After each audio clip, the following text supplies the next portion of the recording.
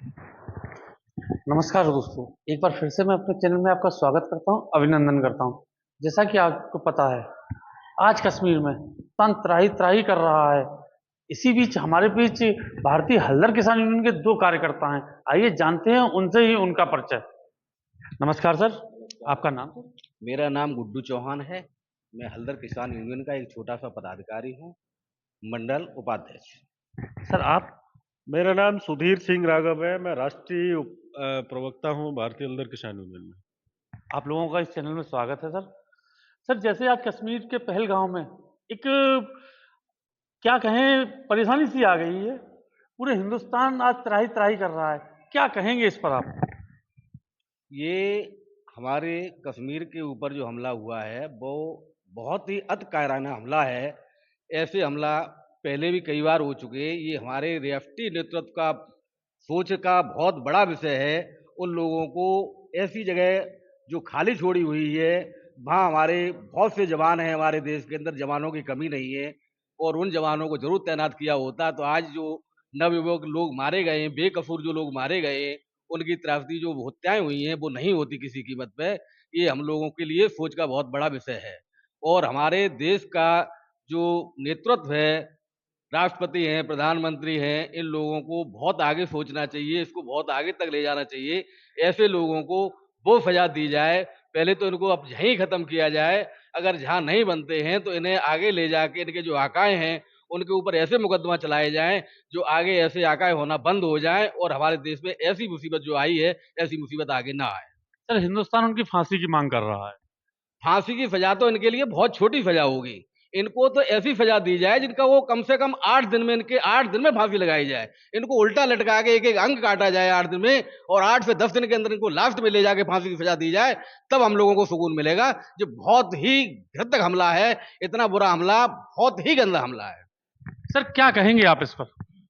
देखिए, इस घटना से स्तब्ध हूँ, निःशब्द हूँ।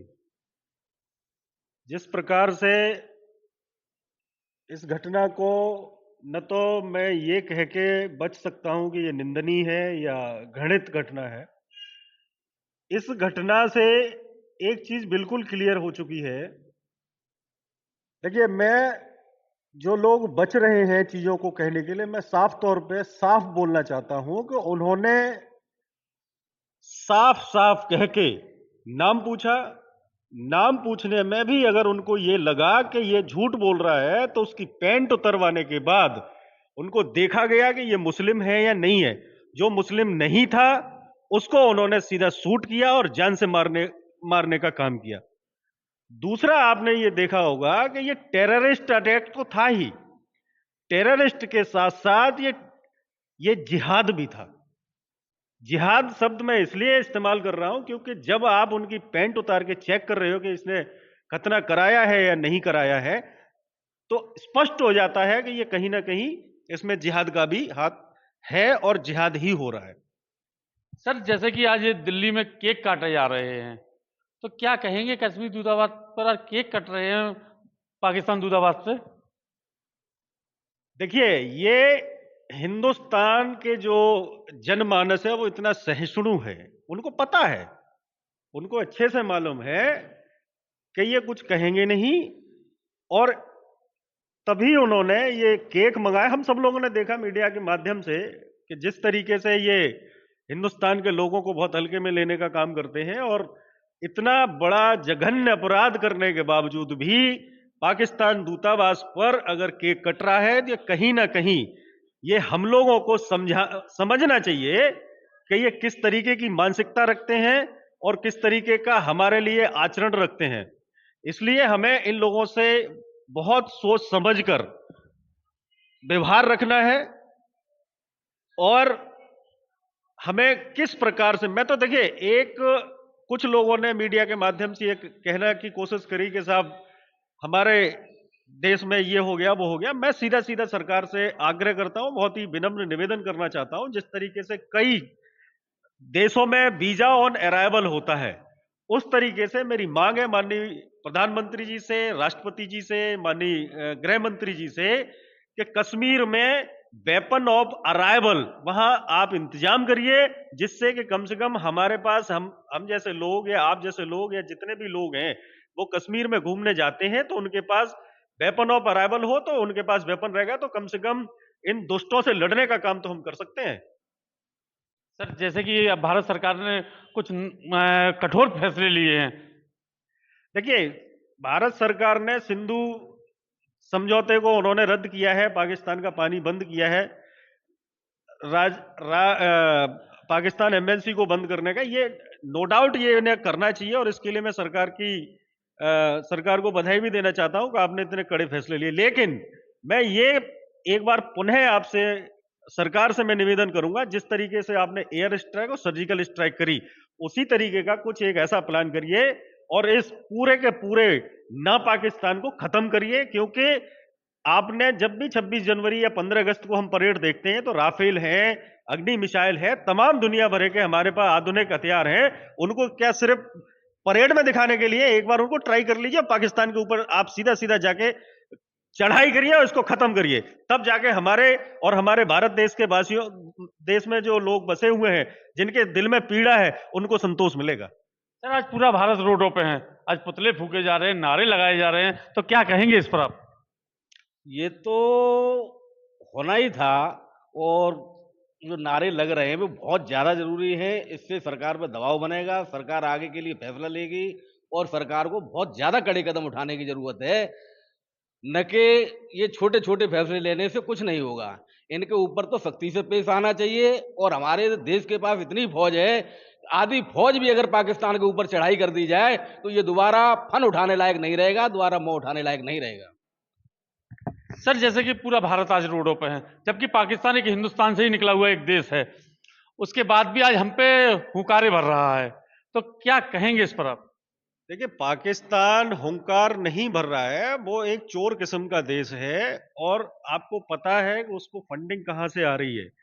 और मुझे ये भी पता है कि हमारे माननीय प्रधानमंत्री, माननीय गृह मंत्री, माननीय रक्षा मंत्री जी जो हैं, वो अपना काम बखूबी निभाएंगे और हिंदुस्तान को मुस्कुराने का समय जरूर देंगे। लेकिन मैं एक चीज और कहना चाहता हूं कि जब से कोविड लगा है, आप लोग भी जानते हो, हम भी जानते हैं, सारी दुनिया जानती है कि कम से कम साल भर में हमारे आपके समाज से 18,000 बच्चों का सिलेक्शन होता था इंडियन आर्मी में, चाहे वो बीएसएफ के रूप में हो, सीआरपीएफ के रूप में हो, पुलिस के रूप में हो, या किसी भी बॉर्डर सिक्योरिटी फोर्स में हो। तो वो भर्तियां आपने रोक रखी हैं, और कम से कम 18,000 जवान ही हर साल हमारे रिटायर हो रहे हैं। तो कहीं ना कहीं ये भी एक सोचने का विषय है। अगर आप 18,000 जवानों को रिटायर कर रहे हैं, तो कम से कम 18,000 जवानों को आप भर्ती करें।